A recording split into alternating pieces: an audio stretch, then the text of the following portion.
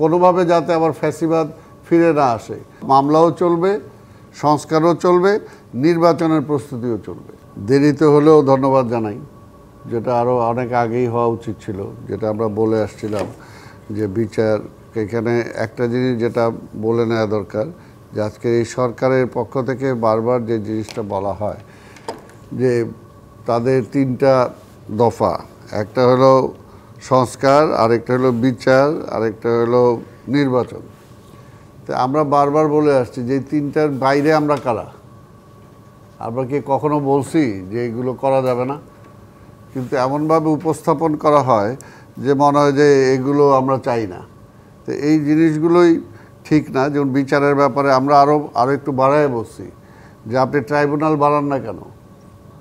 Tribunal বাড়াইলে তো এতদিনে আরও হয়ে যেত। আজকে শুধুমাত্র 10 মাস পরে আজকে একটা বিচারের চার্জশিট আজকে আসলো শেখ হাসিনা, তাই না?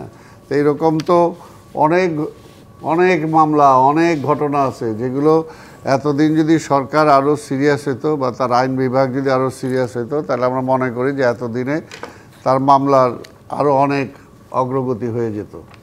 কিন্তু সেগুলো তারপরেও বলবো যে দেরি করছে। কিন্তু এই জন্য এটা না যে কোনোভাবেই যে মামলা এখন যদি আবার বলে যে মামলা শেষ হবে তারপরে নির্বাচন হবে, আবার ওইটার সাথে তো এটা রিলেটেড না। কাজে একটু আমরা যেটা বলছি যে মামলাও চলবে, সংস্কারও চলবে, নির্বাচনের প্রস্তুতিও চলবে। নগদ পেমেন্টে 500 টাকা পর্যন্ত ক্যাশব্যাক আর লেনদেনে প্রতিদিন ডিপ ফ্রিজ এবং ঘন্টায় ঘন্টায় এসি টিভি সহ দারুণ সব গিফট। এই কারণেই তো আমরা প্রথম থেকে একটা রোড ম্যাপ চাচ্ছিলাম যে আপনি যে সময়টা চান, কতদিন সময় চান, এই সময়ের মধ্যে আপনি কি করতে চান, এটা তো ভেরি বিগিনিং আমরা বলছি রোড ম্যাপ দেওয়ার জন্য। কিন্তু এখন পর্যন্ত সরকার সেই ব্যাপারে রোড ম্যাপের ব্যাপারে কোনো কিছুতেই নাই। বরঞ্চ দেখা গেছে যে বিভিন্ন ব্যাপারে আন্দোলনকারী শক্তিগুলোর মধ্যে একটা বিভেদ সৃষ্টি করার জন্য মানে একটা প্রচেষ্টা হয়েছে বিভিন্নভাবে, যেটা কোনোভাবেই মানে কাম্য না। কারণ এখানে তাহলে কারা করছেন? হ্যাঁ, এই প্রচেষ্টা তাহলে কারা করছেন? যারা আসলে বিগত আমলে সরকারে ছিলেন তারা কোনো না কোনোভাবে এই প্রচেষ্টাগুলো করছেন, নাকি এই সরকারে যারা আছেন তারা করছেন বলে মনে করে? না, এই সরকারের বিভিন্ন বলা বা এই সরকারের মধ্যে যারা আছে তাদেরও বিভিন্ন কথাবার্তায় সেগুলো হচ্ছে, তাই না? উপদেষ্টা মণ্ডলীর মধ্যে যারা আছে তাদের কথাবার্তা হচ্ছে, এখানে অন্যান্য যারা আছে শরিক তাদের কথাবার্তায় হচ্ছে। তো এই কারণেই তো আমরা বলছি যে বারবার যে আমরা তো এই সরকারের তো আমরা প্রতিপক্ষ না, তাই না? ইভেন এখানে সরকারের সাথে বা ছাত্ররা যারা আছে তাদের প্রতিপক্ষ তো আমরা না, রাজনৈতিক দল বা বিএনপি।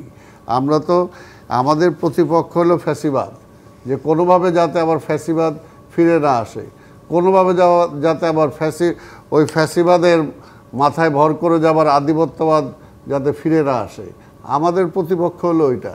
তো সেই কারণে আমাদের মধ্যে যে এইটা আজকে যে এইটা না করলেই, যে যখন বলা হয় যে আজকের এই বিচার না হলেই নির্বাচনের কোনো প্রশ্নই আসে না, তখনই তো সেটা আসে যে এটা তো কাম্য না।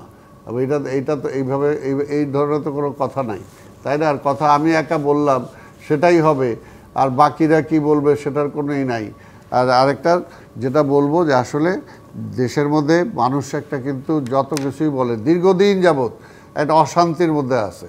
এই 5ই আগস্টের পরে মানুষ ভাবছিল যে একটু শান্তি হবে।